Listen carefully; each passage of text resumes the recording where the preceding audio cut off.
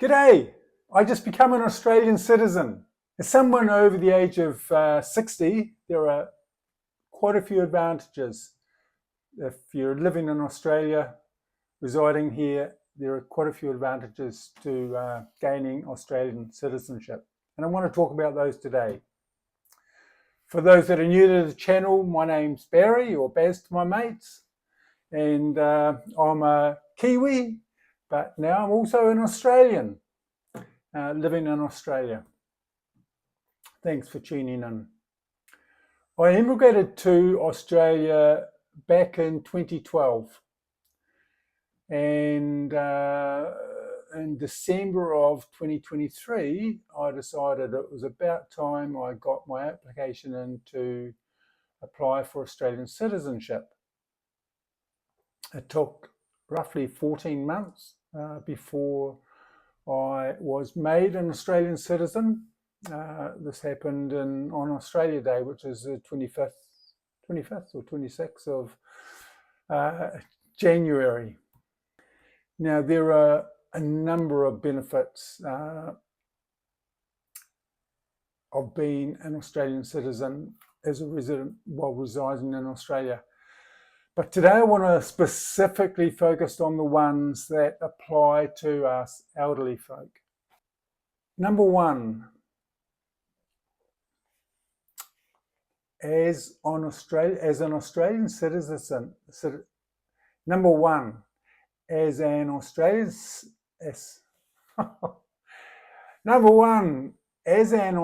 citizen, it's a more streamlined process when it comes to applying for the age pension. Now, I put my application in for the age pension 4.5 months ago, and I still haven't heard whether I'm getting it or not, or how much I'm getting. Part of this reason, I think, is because apart from the age pension being income and asset tested, they also look at your residency status, and you have to, it is quite strict.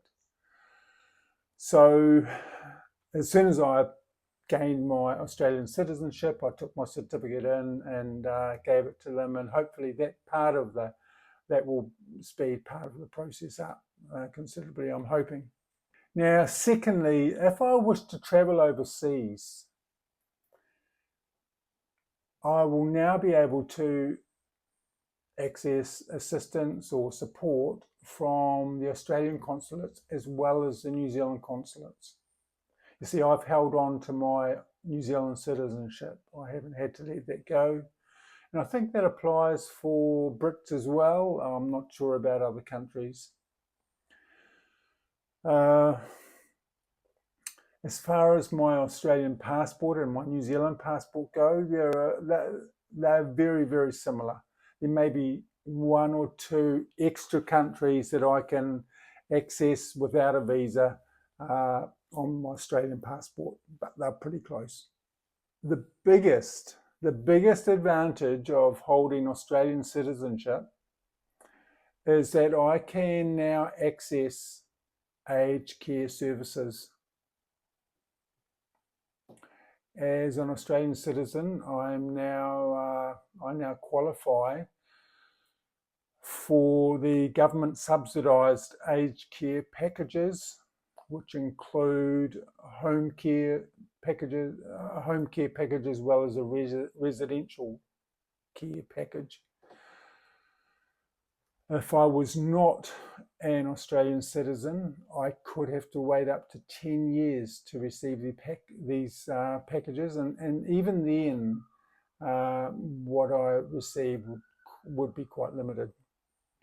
Now, in Australia, once you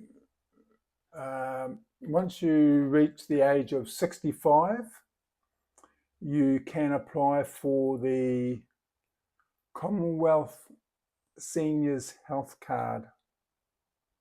Now, this card is available to self-funded retirees as long as you're earning, as a single, $95,400, and for couples it's $152,460. Now, with this card can save you thousands annually. It gives you access to cheaper healthcare. You'll get a lot more of your healthcare costs refunded. It provides for cheaper or free ambulance, hearing services, dental services, as well as eyesight services.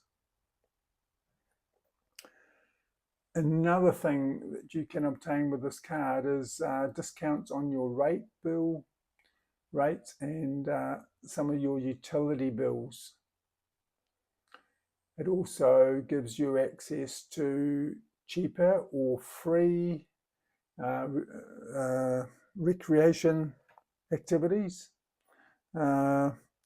and discounts on transport regionally and within the state.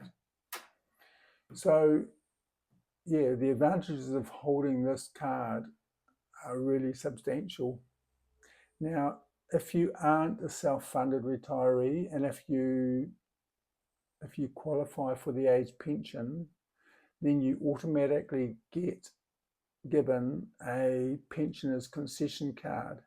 And this card, you've got to wait till you're 67 before you can get this card.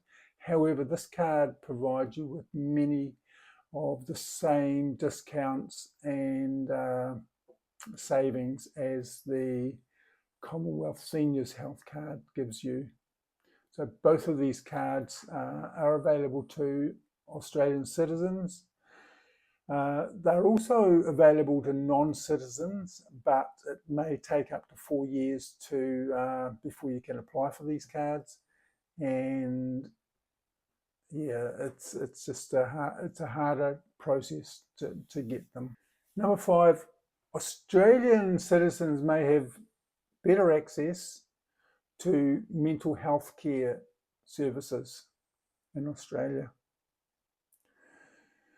Programs such as therapy through the Better Access Initiative are available to Australian citizens. Non-citizens may access these services, however, a lot of it will be out of your own pocket, paid for out of your own pocket, and especially if it's anything beyond what basic Medicare will cover. Number 6, I am now able to vote in the state and the federal elections. Even as a New Zealander living here, I wasn't able to vote in either of these elections, but I can now. Number 7, if I wish to undertake any tertiary study here in Australia, then as an Australian citizen, I pay domestic rates, and I'm also able to access educational loans. Now, as a New Zealander, I was also able to access the domestic rates, but for most people coming from overseas, residing here from overseas, on visitors visas or different visas, they had to pay international fees, and those fees are considerably more expensive than the domestic fees. So, you know, that's another huge savings if I wanted to do any tertiary study. So rounding it up, basically, if you're a non-citizen in Australia, then you generally, most of the time, you're able to access basic Medicare, basic healthcare through Medicare. However, Australian citizens are able to access a much broader range of mental health, aged care, and disability services. And of course, subsidised medicines are making citizenship a significant advantage for long-term residents. Right, well, I think that's pretty much it. I hope you have got something from this video, and thanks for tuning in.